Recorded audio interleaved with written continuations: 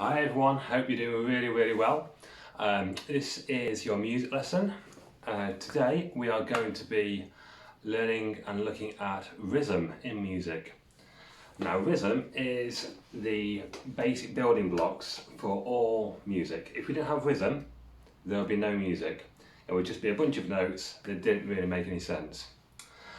Now you need rhythm whether you're dancing, whether you're singing, if you're playing an instrument, you need rhythm. If you didn't have rhythm, it'd be a bit like watching Mr. Homer dance, and no one wants to see that. As a quick example, I'm going to play you a few notes on my instrument here. Some of you may recognise it in a minute. First of all, I'm going to play it without rhythm, and then I'm going to play it with rhythm.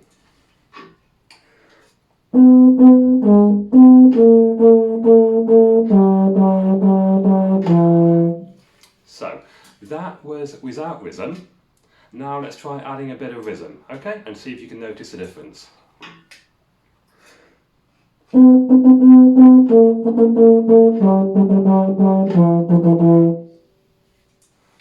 Did you notice the rhythm?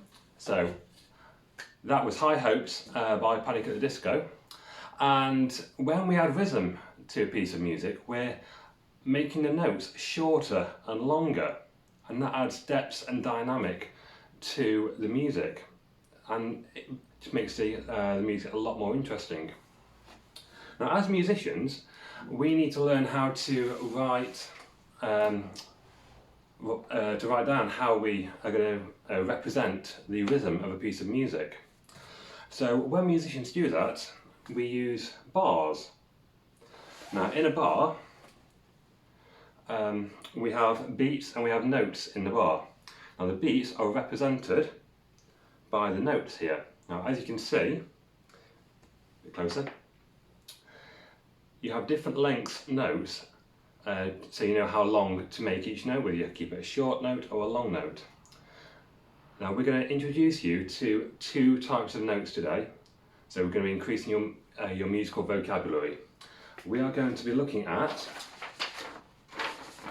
crotchets, so they're the long notes with a black dot at the end, and we're going to look at what's called quavers.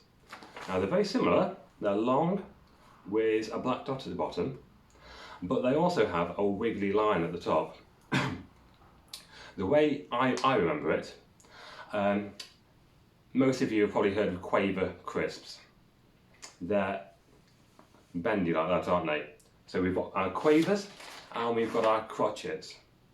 Now if we go back to our bar of music, for that piece of music which I just played, you can see we've got some short notes and some long notes. Now the crotchets, they are 1 beat long, so we can think of those as being long notes. And when we have our quavers, they are half a beat long.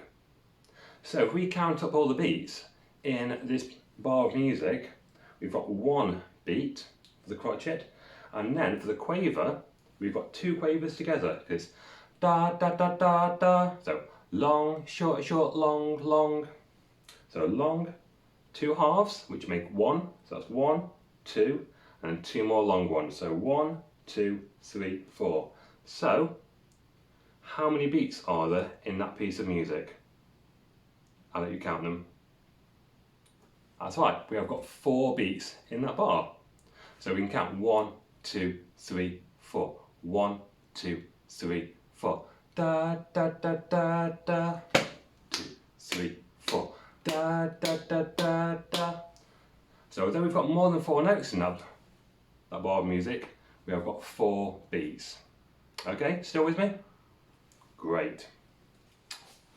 Okay, so now we're going to have a go at playing a game to see if you can work out if they're crotchets or whether they're quavers and whether they're long notes or short notes. Okay, I'm going to put a piece of music like this in front of you, and I would like you to clap it back to me.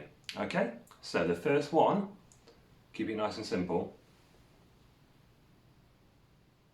Okay, so think, are they crotchets, are they quavers, are they long, are they short?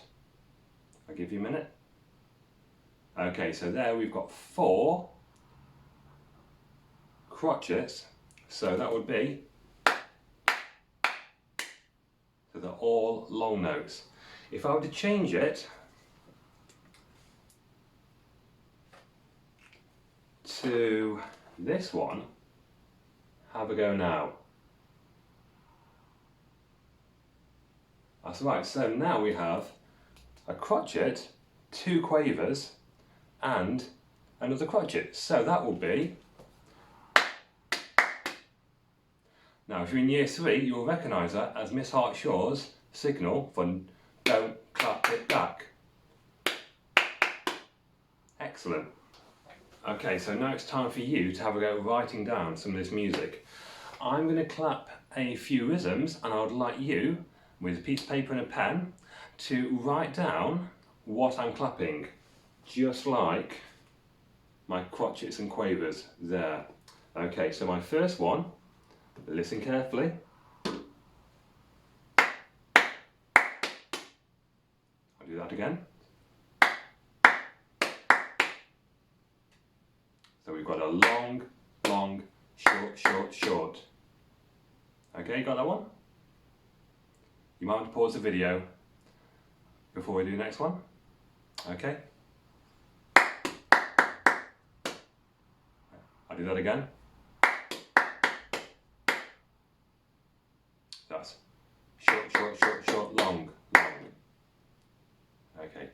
When you've written these down, I would love you to take a photo of them and upload them to Dojo so I can see them. Right. Now, your challenge for you to go away and do is to go around your house and find objects which you can clap the beat to. Now, I know that sounds crazy. Some of you may have noticed I've got a jacket potato here. Now, if I'm saying the word jacket potato, okay,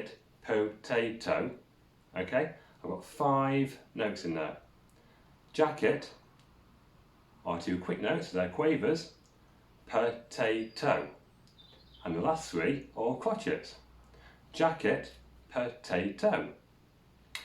I would like you to go around your house, find a few different objects, and see if you can rhythmically say what they are. And if you could video yourself, you can send me a video of you doing it, or you could write it down. So write down what the object is and write it down like this in note form. I would love to see that as well. But that's your challenge, okay? I will also upload a few other challenges similar to this to get you into the idea of thinking about things musically and rhythmically, okay? But don't worry if you've not don't worry if you've not fully understood this, because it is a new concept, a new idea for lots of you. But one way that you can also practice it is just listening to music, listening to the radio, listening to TV jingles for adverts, and think about the notes, think about the music, and just try and clap along with it. You don't need any special equipment, just your hands. So have a great rest of the week and have a lovely weekend, and I look forward to seeing your work uploaded to Dojo. Okay, bye.